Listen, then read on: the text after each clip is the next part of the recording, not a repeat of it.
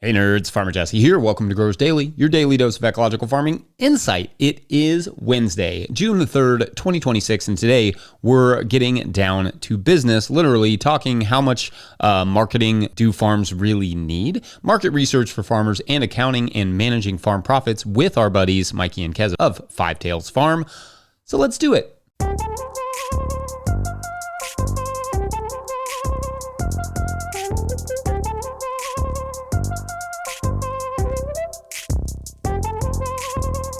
All right, happy Wednesday, everyone. I hope you all are doing well this fine first week of June, and notably our first week of the meteorological, did I say that word right? Summer, meaning the summer that's based on temperatures, not the position of the Earth in relation to the sun, which itself starts on the solstice, right? That's the normal kickoff to summer, but the meteorological summer starts on June 1st, and it kind of did this year literally, because we're kind of straight up into our summery temperatures. Yesterday was harvest, as it tends to be on Tuesdays. I had this weird thing happen where a major account didn't place an order at all this week, which is fine, totally. I mean, it's slow weeks happen in every industry, and of course, same goes for restaurants. But I've been noticing several restaurants closing lately, and another account ordering less than normal, and I've started to worry just a little bit about the restaurant industry with gas prices and the slowing economy. People are spending less, and I was curious if we were starting to see, that trickle down to restaurants and then obviously to farms. I did a little poll on Instagram, and although not scientific in the least,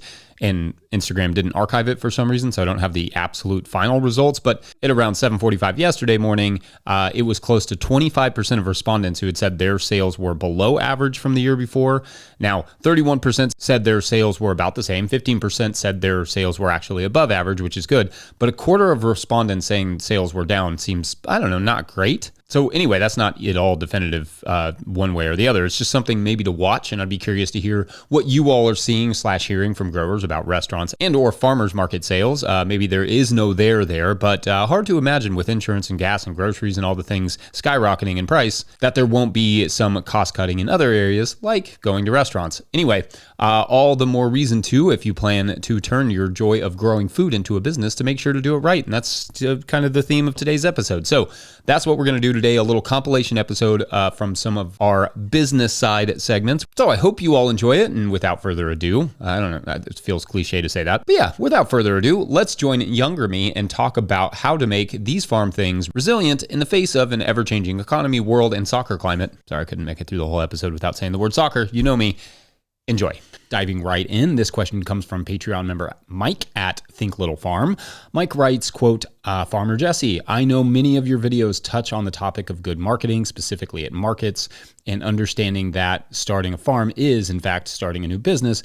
I'm wondering if you'd consider a video in which you detail how much time you spend doing actual farm marketing, thinking here specifically in terms of photography, social media posting, interacting with other like accounts on Instagram and such, not counting YouTube videos in the podcast, and what you think defines good marketing on those platforms. What do you do that works? Farm on. Okay, this is a great set of questions, Mike, and marketing has changed over the years based on our sales outlets. Now, I should qualify this by saying that I do not have a business degree. I'm not the Mr. Business suit and tie slick marketing guru type. I'm more like the grizzled old dude sitting at the end of the bar who cut his teeth in the marketing battlefields of early social media in the 2010s. So it's from that perspective that I'll answer these questions. And if anyone has any other input, feel free to chime in, because I do not, nor will I ever have a monopoly on all the good advice or good experience, but I like sharing what I know. So first, your sales outlets will dictate a lot about your marketing strategy and how much time and energy you should dedicate to it. For us, when we were doing a CSA, it was significantly more important to be marketing ourselves all year round, gaining a following and building on that, than it was when we switched to primarily farmers markets. If we were running an online store or a farm store, it would be the same thing. Anytime you are asking a customer to go out of their way to buy something from you, especially where competition is involved, marketing isn't just a thing you should do. It's basically essential.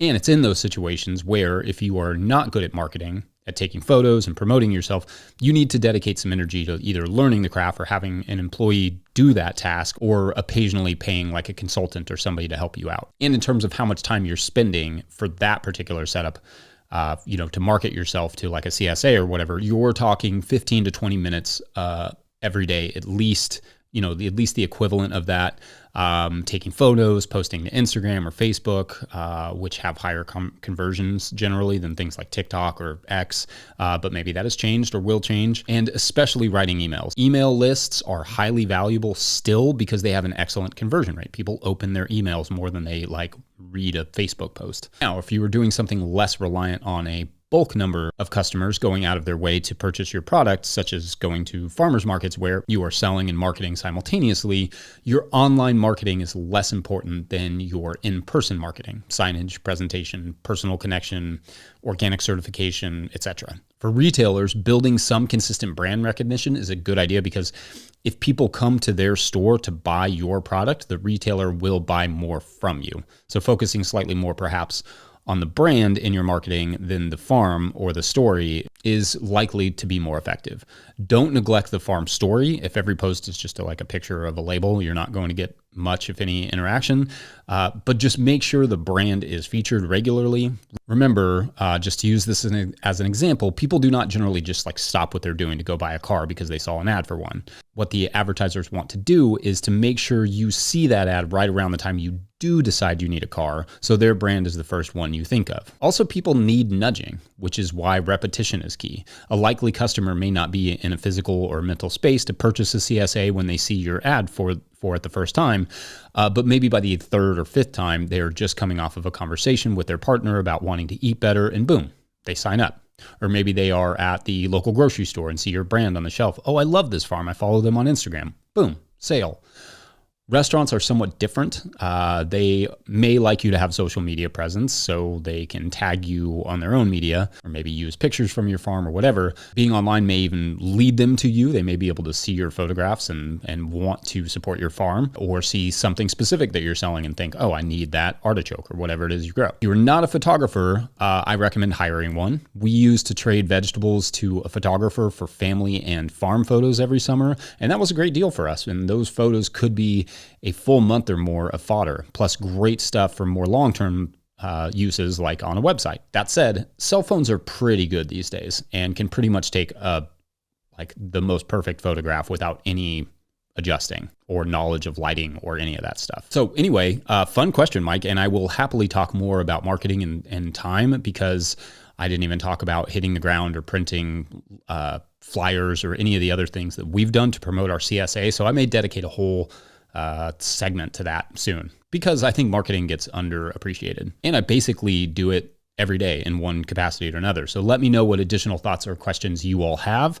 And like Mike sort of alluded to there in the question, YouTube and podcasting and that sort of stuff it doesn't really factor into my farm stuff. It's generally not going to be the key to marketing on a small scale, on a local scale. If you're trying to scale up, a national audience and brand recognition is a whole other monster. So that's where something like having a YouTube channel or having, a lot of popularity could be good for your brand. But on a local basis, probably not as good of a use of time. Today's episode is brought to you by Grown By.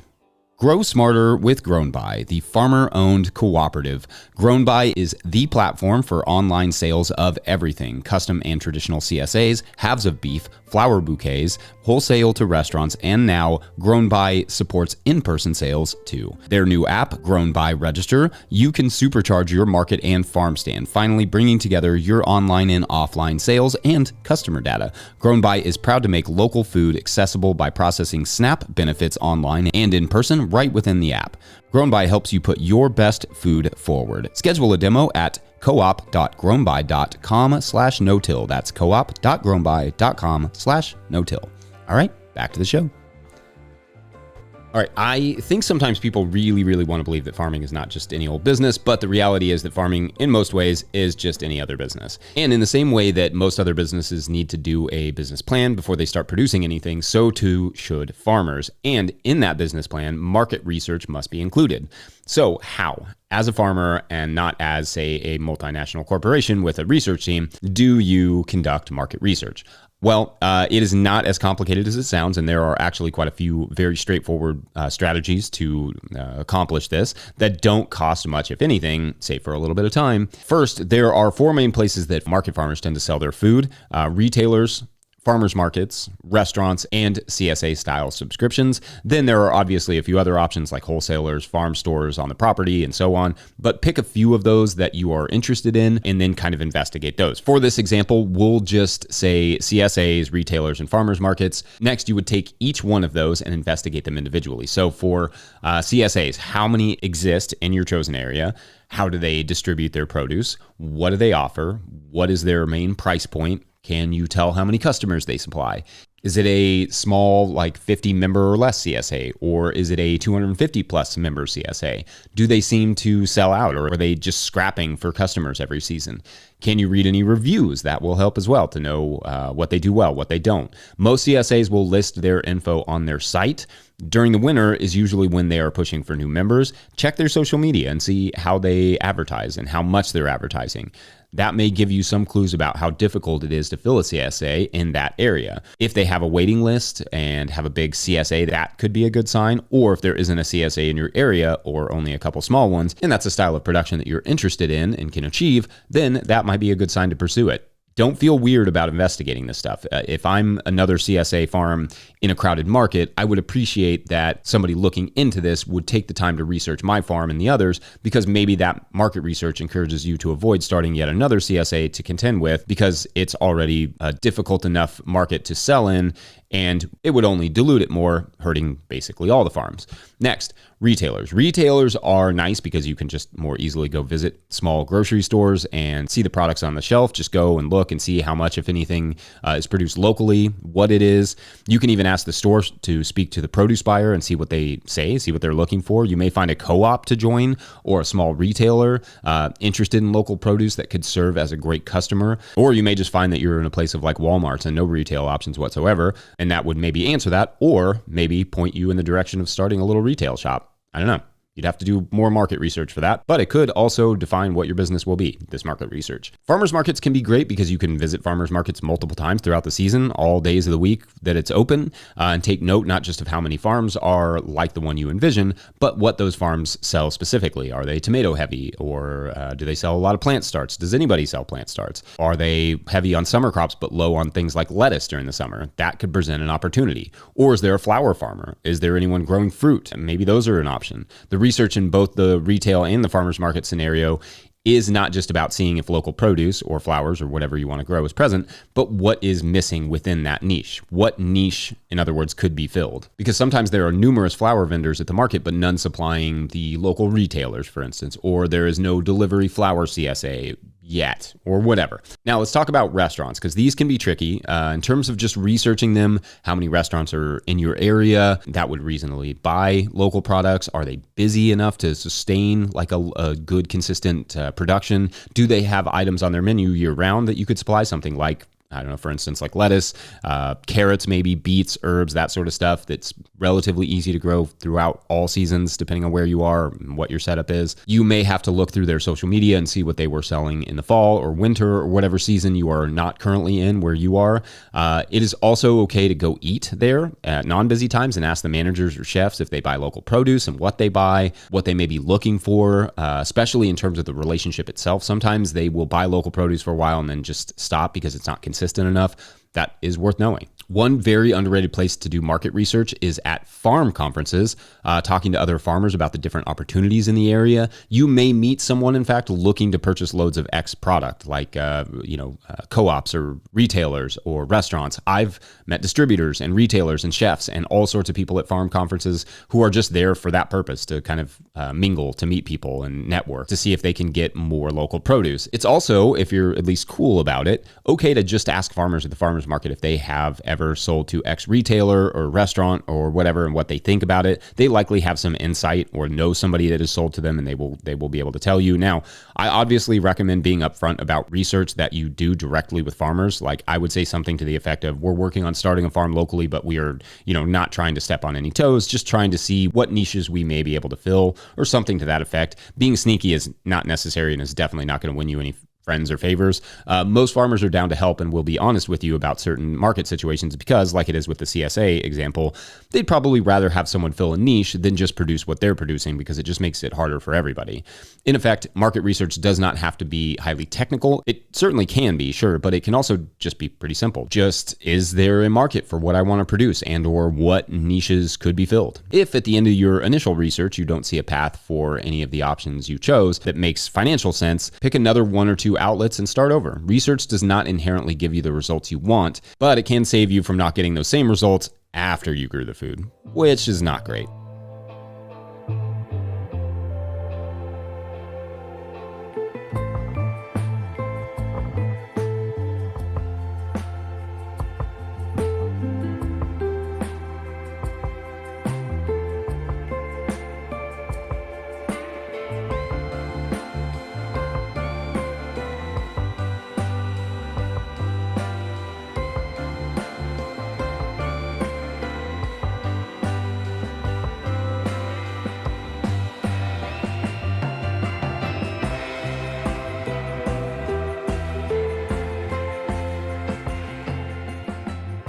All right, so spring is often like a really complicated time on farms because it's like the most expensive time on the farm and generally like with the least amount of cash flow for lots of reasons. So what do you all think about that? Like what do you all do about that? So I think I'll go back a step and just explain a little bit about kind of like our accounting stuff. I think Mikey talked a little bit about it in your first chat that you had a few months ago, but I think something that really is helping us throughout the year, but especially at times where we need to be really prepared, are two things. One is we found a really good accountant, which I can't really like emphasize how important it is. Like we went through a few, and until we found the person that fitted us the best, that really changed our operation, because what we do is he obviously does like our quarterly tax and he does our yearly tax, but we pay him a bit extra to have 4 meetings a year where we sit together and we choose a topic that we want to talk about. So usually what we do is we kind of keep those meetings to autumn and winter and have them all then rather than when we're really busy in spring and summer. And we'll go over obviously our numbers and what did well and what accounts did well, but what we really emphasize is doing quite a significant cash flow projection. So we sit down and we try and plan at least the spring and summer, which is also the season that we hire, to make sure that we can hit those targets.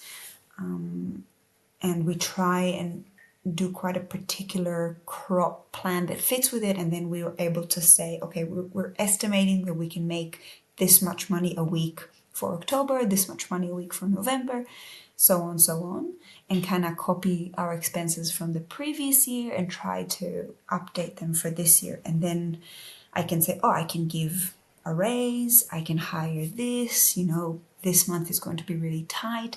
This month we're actually going to lose money, but, I can look at the cash that I have now and, we're able to absorb that. So you get kind of like a broad plan of how the year's looking. And for us, it just helped us to make a lot of really good decisions, or maybe make big decisions less scary, like, pay rises or hiring or getting, a new truck or a new infrastructure or something like that. So that's kind of like the one thing that's been super helpful for me, and having a good partner to help you do that is really important. Thank you, Jamie. The other thing that's really been helping us a lot this spring is the Profit First protocol that we follow, which Mikey spoke a little bit about before. I don't want to get into too much explaining about the whole system. There's a really easy to read book called Profit First that I really recommend people to read. Also for personal finance. For me, it's super simple. It's not scary when it comes to big money planning. It's very basic. It's kind of like when our grandmas used to, or at least my grandma, get her wage in cash and divide it into, this is my cash for groceries. This is for bills. It's just a way to take a lump sum of money that you have and organize it in a way that's more intuitive. So how it looks is that basically me and Mikey, when we open our banking app, we have 7 different bank accounts for the business. So what we had before is that I would go into my bank account. I've got one bank account. That's where all the money goes into from our customers. And that's where I pay everything from. So I'll throw in a number, let's say 90K. Okay, so I open my bank account, bang, 90K. And I was like, yes, I got heaps of cash. Like, let's get this, whatever. Let's get another load of compost. Let's get more whatever we need to do, we can do it. Because when I open, I just see that number on my screen and I was like, cool, we're good.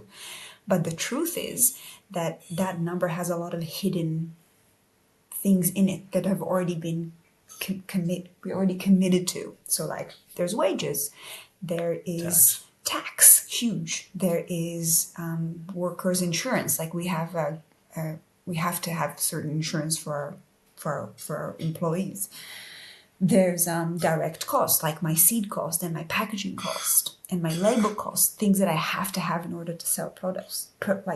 So basically, technically, I have this 90K, but I really don't.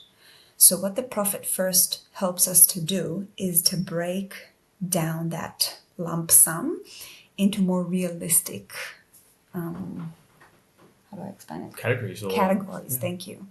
So every 2 weeks, I have an Excel that's like a calculator, and I can send you a photo of it. We can put it up so people can see. So basically, every 2 weeks, I go in and I put in, I've got my income account. In my income account, it's just money coming in. Then I have a few other accounts. One of them is my operating expenses account, which is just my ongoing cost for pretty much everything but wages. I've got my materials and supplies, which is like my cost of sale account, which is everything that's directed to myself. So seed, labels, and packaging, just that. Then I have my employees account, which is all the money that needs to go to wages. I've got my owner's pay account, which is me and Mikey's money, like pay. And then I have a tax account. And then I've got a profit account. Okay. Now the tax and the profit account are savings accounts, and which I get interest on, and then everything else is just every day. So every 2 weeks, for example, I made 20K over those last 2 weeks. I divide that money up with percentages. So 20% will always go to tax because we're a company, we pay company tax. So no matter what, for every cent that I get, I put 20% of it away for tax in a saving account that make interest, and I don't touch it. So I never get a surprise when I get my quarterly tax or when I get the end of the year tax. I never get panic. I was like, I gotta get 14K now. Like, where does that come from? It's always there. And if I'm happy and lucky to pay less tax, then I've got that money to then use it to whatever I wanted to do. The other thing is that I'll always have enough money to pay employees for, in really good times of the year, 2 weeks ahead. Now, for example, in spring, I will always have a month of wages in there that I'm not touching. So I'll never be stressed about that. So in my percentages compared, like depending on how much money we make, I make sure I always have like the sum that I need for my workers, and I make sure that that money goes there. Then there's always 10% that goes to the materials and supplies, which is my cost of sale. And then basically whatever is left, we decide if we pay ourselves. I think Profit First dude is not going to be happy with that because he's like, always pay yourself, da-da-da-da-da. But in our real world, if it's a really hard month, then me and Mikey won't get paid. But, you know, the business and the farm pays on a lot of our life expenses. We live cheap, and the farm pays for most of our, you know, ongoing stuff, if it's mortgage and bills and electricity and stuff. And then everything else can either go a little bit to profit. So usually we'll put 5% aside for profit, and then the rest will go to OPEX. So basically, whatever's left after I paid everything that I need to do, I paid us, I paid the employees, I put some money aside, I put some money for tax. And that determines my running cost. So if I have 2 weeks ahead of me before I do another allocation, and all I have left for my OPEX is $3,000, then the farm will run on $3,000. You know what I mean? Mm-hmm. Basically, it limits me to where I'm actually at. So at the start of the week, I'll do like our manager meeting, and I'll tell the guys, look guys, like we're tight this week, so we can't order compost, or we have to deal with what we have until we have another allocation, or we have another distribution of cash. And then on month that we're doing a lot better, we have some wiggle room, let's buy that compost, let's get this, let's get that. Let's make sure we can pay, we have to make sure we can pay that loan. It just helps me take off all the stuff that we have to take off in spring, if that makes sense. I think it was a bit wordy, but makes sense. But just the fact that I open my app, I wish I can show it, but I think that's probably not cool. Like I'll open my app and I'll have I can see exactly OPEX, $2,000, $3,000, $7,000, whatever in there. I have my employees, and it's, there's $20K in there. So I know that no matter what happens this month with the rain and there's no zucchinis because it's so cold, I've got that money to pay them. And if I didn't have that, all I would have seen is $90,000, for example, and my brain will automatically feel like, okay, we're doing well, we've got the money, but really, 14,000 of this needs to go to tax, 20,000 of that need to go to workers and insurance.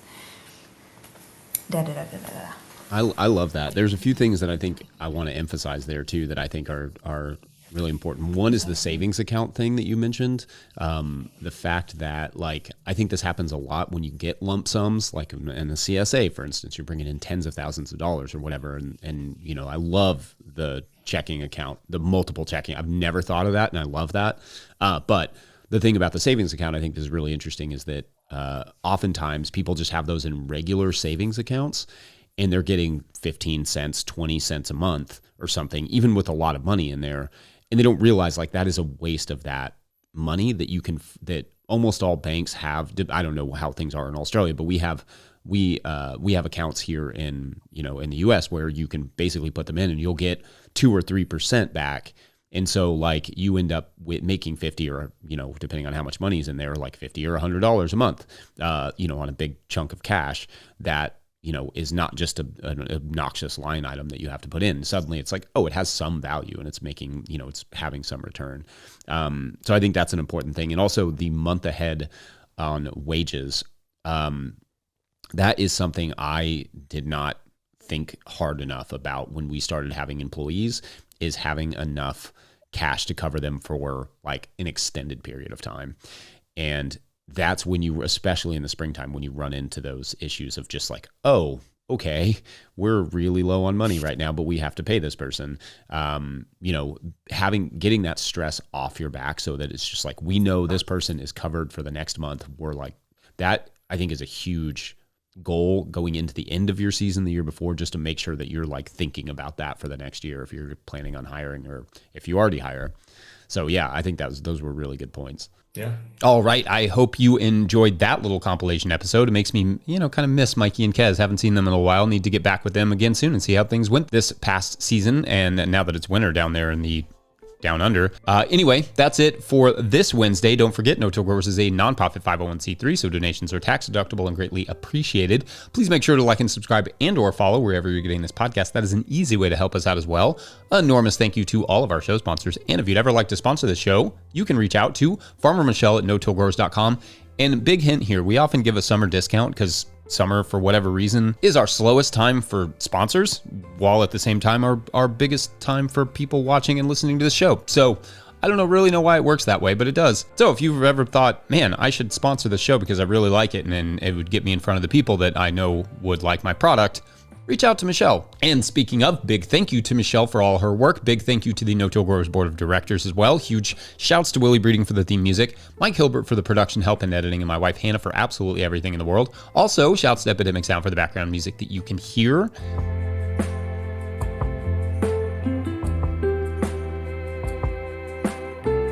Pick up a hat or a copy of my book, The Living Soul Handbook, at no-till-growers.com to support this work. Big thank you to everyone over at patreon.com/no-till-growers, where at a certain level, or if you just bump up from one level to another, you sign up in the month of June, you get a shout out on the show. So big shout outs today to Raven Lone, or Lona. Loney. What's up, Raven? Thank you. Love it. Keeping this story going this week. So our two girls who had just watched the people in the valley laboring away to clear the land of plants for some odd reason, some of which were very valuable to the girls' tribe, in fact, but no biggie. There's plenty of food around, they know. They just kind of returned back to their camp to find it not only abandoned, but like flat and burned to the ground. They investigated the camp and found no trace of their tribe beyond a few items left behind, including a couple spears. So they grabbed those and carefully followed the trail out of the camp, where they eventually and quietly caught up to their tribe, who were all tied together and being led towards the valley they had been watching people work in. And so they decided to rescue their tribe because they had seen this happen to other tribes in the area, and it does not end well. And that is for tomorrow on The Territorial. Sounds like a name of a newspaper or something. Maybe it was. Maybe it is. Anyway, thanks for watching and or listening. We'll see you Thursday. Bye.